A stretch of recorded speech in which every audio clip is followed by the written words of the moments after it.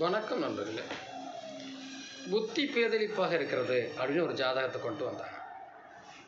அதை பார்க்கிற போது நாம் அடிக்கடி சொல்லியிருக்கோம் நிறையா. செய்வன் இருக்குது, வஞ்சன் இருக்குது, புத்தி சுபாவம் இல்லை, கிறுக்கு மாறி போயிட்டாங்க அப்படின்லாம் சொல்லுவாங்க இல்லையா? இதுக்கு காரணம் யாராக இருப்பாங்கன்னா சந்திரன் தான். அந்த புத்தியை கொடுக்கக்கூடிய இடம் எது? 5ஆம் இடம் தான்.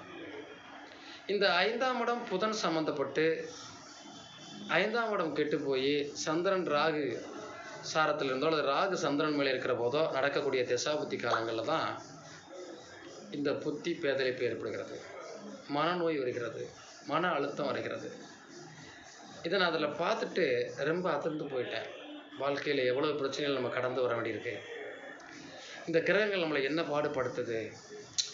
அந்த குறுப்பாறுகள் இருந்தானா அதுவும் இல்லை. இவ்வளோ விஷயங்கள் நம்ம ஜாதக கடத்தல் நடக்குது. கண்டிப்பாக நம்ம இதையெல்லாம்